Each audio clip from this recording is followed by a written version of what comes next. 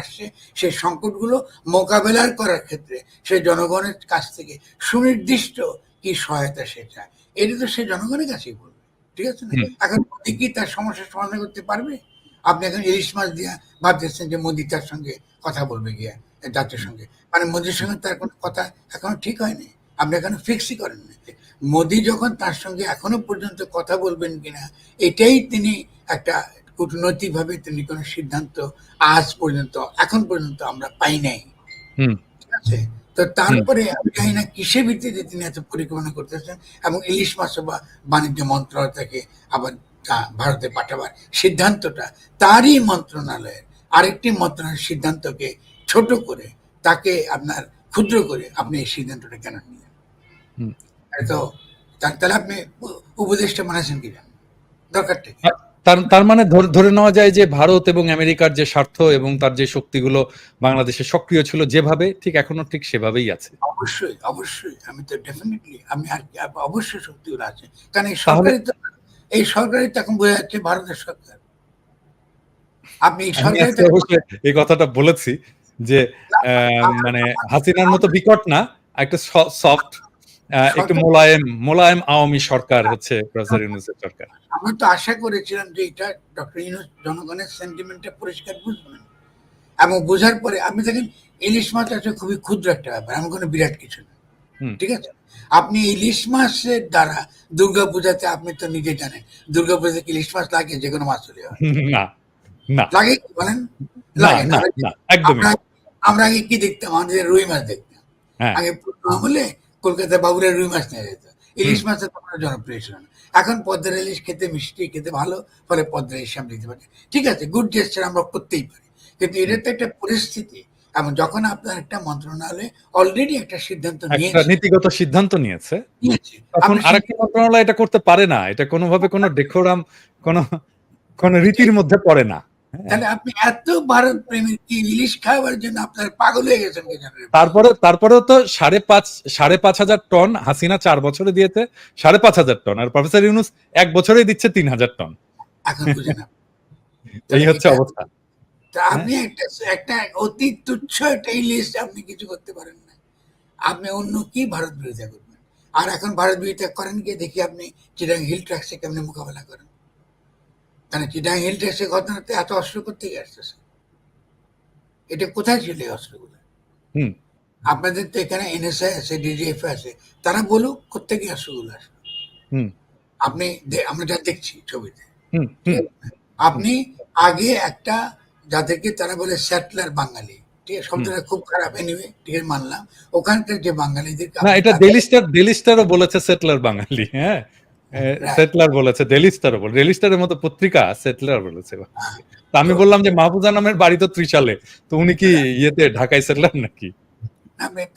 দেখেছেন, আমি ভাষা ব্যবহারের ক্ষেত্রে, আমাদের গণমাধ্যমগুলো ভাষা ব্যবহারের ক্ষেত্রে এগুলো আপনার ব্যবহার করে। আপনি যদি মনে করেন যে সেখানে, আমি শুরুতে যেটা বলেছি, সংবিধানে আপনি যে ক্ষুদ্র জাতিগোষ্ঠীর তাদের যে মালিকানার যে ধরন, এটা সংবিধানে আপনি স্বীকার করেন নাই, ফলে সংবিধানে স্বীকার করেন করে যেটা তাদের জমি, যেটা রিয়েলি তারা যার মালিক, মানে গোষ্ঠী সম্পত্তি, এটা তাদেরকে দেন, বাকিটা তো বাংলাদেশের টেরিটরি। আপনি এখন ওখানে যে বাংলাদেশের জনগণ তার জায়গায় যাবে, এটা তো আপনি সেটলার বলতে পারেন না। আপনি যদি বলতে পারেন যে আরো সুন্দর সম্পর্ক তৈরি করার জন্য বাঙালি এবং ক্ষুদ্র জাতির সদস্যের সম্পর্ক আরো ঘনিষ্ঠ করেন, আরো ভালো করেন, এটা তো আপনি করতেই পারেন, একটা নীতি নিতে পারেন, যেখানে আপনার ক্ষুদ্র জাতি গোষ্ঠী তারা যেন আপনার কোনোভাবে নিজেদেরকে কি বলে নিরাপত্তাহীন না বোধ করে। এটার পক্ষে আপনি এমন কিছু করবেন না যেটা আপনি সে নিরাপত্তাহীন বোধ করে।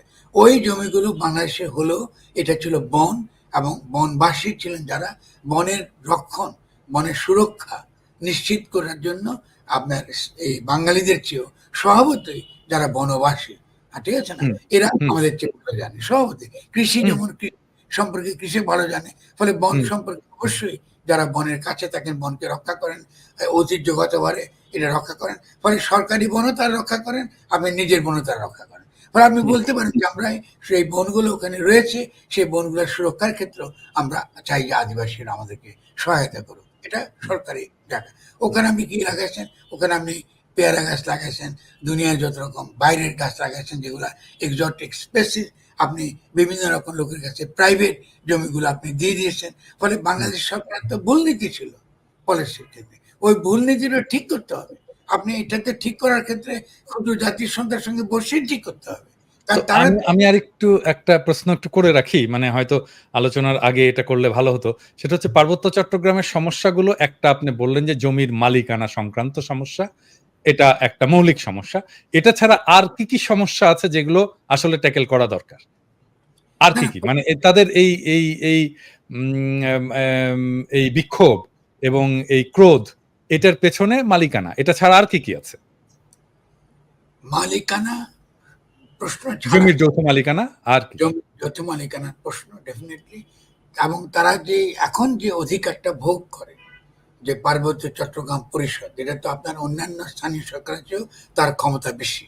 হুম তার তো এক ধরনের অধিকার ও ক্ষমতা সে ভোগ করছে, ঠিক আছে তো? হুম কিন্তু আপনি এর বাইরে যে যে সকল আপনার বাঙালি বনাম যে ক্ষুদ্র জাতীয় সত্তার মধ্যে যে বিরোধ, হুম সামাজিক বিরোধ, যেগুলো বিভিন্ন রকম বিরোধ, এর হুম বাইরে তো আপনার কোনো বড় কোনো সমস্যা নাই।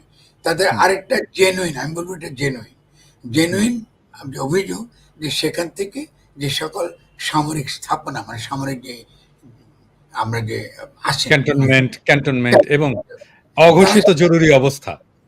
অগস্ট, এটা বন্ধ করতে হবে। আমি বলি ডেফিনেটলি এটা যখনই তাদের সঙ্গে আপনি গভীরভাবে আলোচনা করবেন, ইন্টারাকশন করবেন, রাষ্ট্রীয় সিদ্ধান্তে তাদেরকে অংশগ্রহণ করাবেন, এটা তো চলে যেতে পারে। আমি বলছি না যে কালকে চলে যাবে, এটা মনে করি না। কারণ হুম এটার সঙ্গে অবশ্যই ভারত, প্রতিবেশী ভারত সবসময় নানানভাবে আমাদেরকে ডিস্টার্ব করবে, মায়ানমার নানাভাবে ডিস্টার্ব করবে।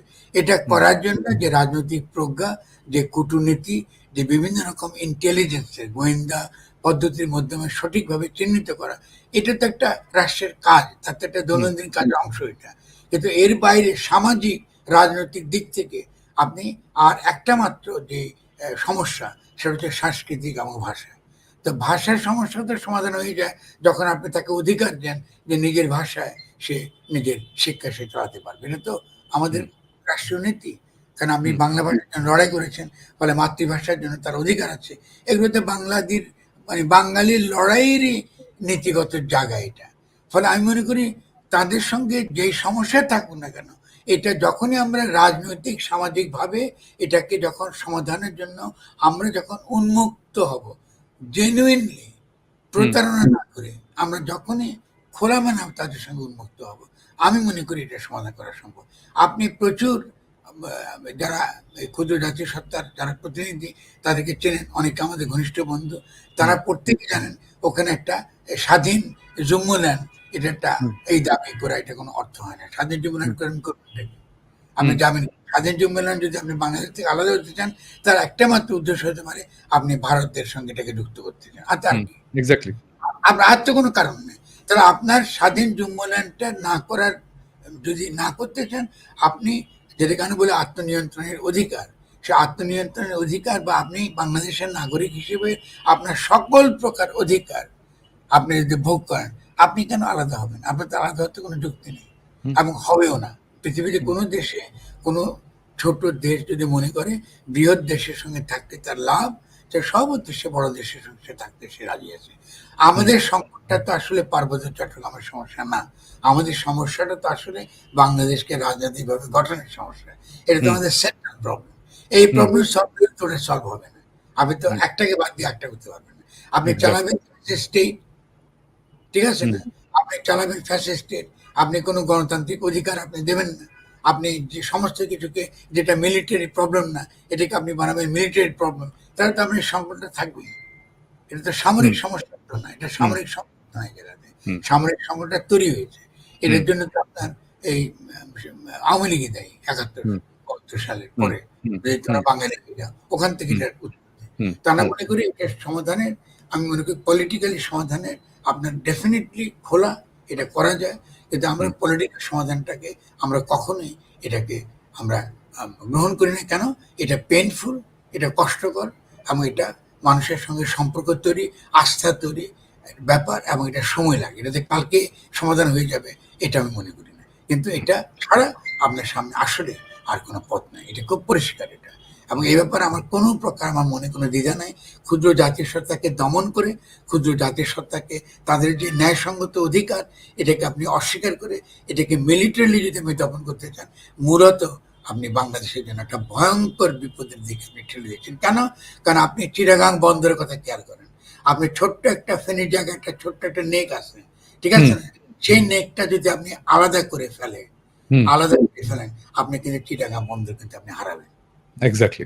যে কোনো বাংলাদেশের আমাদের যদি কোনো যারা জেনারেলরা আছেন, আমাদের যারা এই সামরিক বাহিনীর গুরুত্বপূর্ণ যারা বিচক্ষণ যারা নেতা, তারা যদি আমার কথা শুনেন, তারা যদি ভাবেন যে এটাকে মোকাবেলা করা এটা আপনাদের পক্ষে ইম্পসিবল, এটা আপনারা পারবেন না করতে, এবং আপনারা এত বড় বিপদের দিকে ঠেলে দেবেন না বাংলাদেশকে, এবং সেই বিপদের দিকে ঠেলে যদি না দিতে চান, আপনাদেরকে মানতে হবে এটা একটা রাজনৈতিক পলিটিক্যাল প্রবলেম, এবং পলিটিক্যাল প্রবলেম আপনারা যদি সমাধান করতে না পারেন, আমাদেরকে এটা সুযোগ দিন, আমরা সমাধান করার চেষ্টা করি।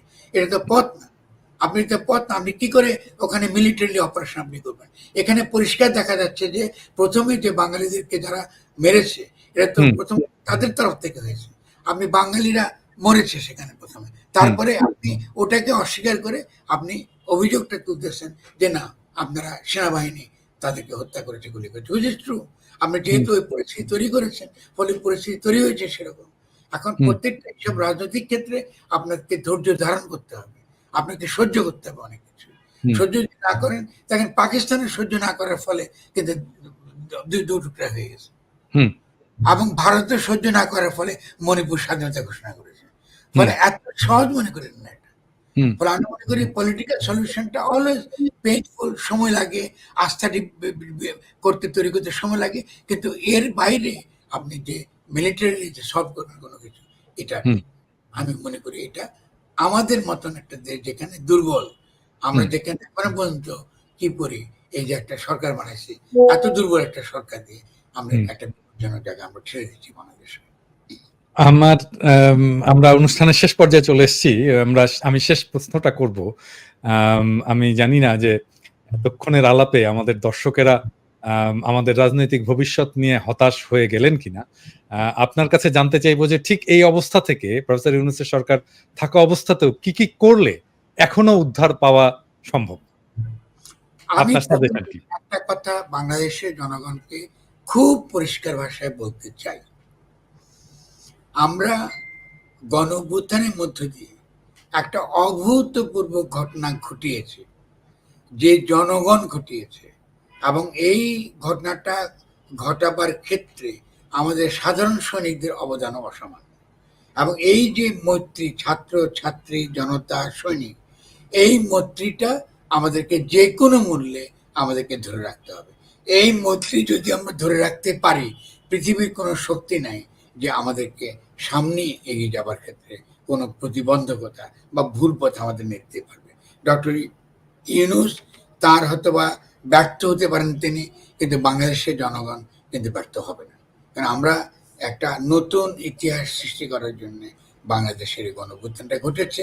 আমাদের তরুণদের মধ্যে অনেক সক্ষম নেতৃত্ব রয়েছে, অনেক বিচক্ষণ তরুণরা রয়েছে, যারা এই বুঝতে পারছে যে একটা সাংবিধানিক প্রতিবিপ্লব ঘটেছে, তারা বুঝতে পারছে যে একটা সংকটের মধ্যে আমরা এগিয়েছি, তারা কিন্তু এই সংকটকে উত্তরণের জন্য তারা কিন্তু তৈরি হয়ে যাচ্ছে। আমি মনে করি যে আমাদের মোটেও ভয় হবার, মোটেও আপনার কোনো দিক থেকে হতাশ হওয়ার কোনো কারণ আছে। আমরা যথেষ্ট এগিয়েছি, আমাদের যে প্রত্যাশা আমরা করেছিলাম ডক্টর ইউনূসের কাছ থেকে, আমাদের সেই প্রত্যাশাটা আমরা হতাশ হয়েছি বটে, কিন্তু আমরা মনে করি যে যদি এই সরকার এক্ষেত্রে ব্যর্থ হয়, তার মানে এমন নয় যে আমরা ব্যর্থ হব। আমরা একটা কোনো না কোনো পথ খুঁজে নেব, এবং আমরা ডেফিনেটলি এই গণঅভ্যুত্থানকে একটা বিজয়ী গণঅভ্যুত্থানের দিকে আমরা নিয়ে যাবো, আমরা যেতে পারবো। কারণ আমি তো বাংলাদেশে আছি নাকি, আপনি ওখান থেকে আছেন, আপনি টের পাচ্ছেন। আমি তো প্রতিদিনই কথা বলছি, বিভিন্ন জায়গায় যাচ্ছি, আমি তো ভাইবটা টের পাচ্ছি, জনগণের যে উত্তাপটা, জনগণের যে আগ্রহ, তার যে অঙ্গীকার, তার যে ভবিষ্যতের দিকে তার যে একটা বাসনা। খেয়াল করেন, আমরা কি কোনোদিনও গঠনতন্ত্র যেটা তর্কের বিষয় হতে পারে এত বিপুল ভাবে, এটাকে আমরা আগে আন্দাজ করতে পেরেছি? আমার তো এটা আন্দাজ করতে পারি। ফলে জনগণ যেটা নিজেরা রাজনৈতিক জনগোষ্ঠী তারা নিজেদেরকে নতুন করে গঠন করবে, এই যে নতুন করে স্বপ্ন তারা দেখছে, তারা তাদের অর্থনীতিকে নতুন করে গড়ে তুলবে, তাদের অর্থনৈতিক বিকাশ হবে দ্রুত বেগে, তাদের কোনো বেকার থাকবে না, এই স্বপ্ন দেখতে জনগণ শুরু করেছে। এই স্বপ্নটা আমরা অবশ্যই, আমি মনে করি এটা বাস্তবায়িত হবে। পৃথিবীর কোনো শক্তি নেই এটাকে আপনার ঠেকে দিতে পারে, এটা ব্যাপারে আমি নিশ্চিত হয়ে গেছে। জনগণের শক্তির উপর আমার 100 ভাগ আস্থা আছে, এবং আমরা তো যতক্ষণ পর্যন্ত মরি নেই, এখনো পর্যন্ত বেঁচে তো আছি, যতক্ষণ পর্যন্ত আছি আমরা এটার দিকে নিয়ে যাবো, যেভাবে হোক।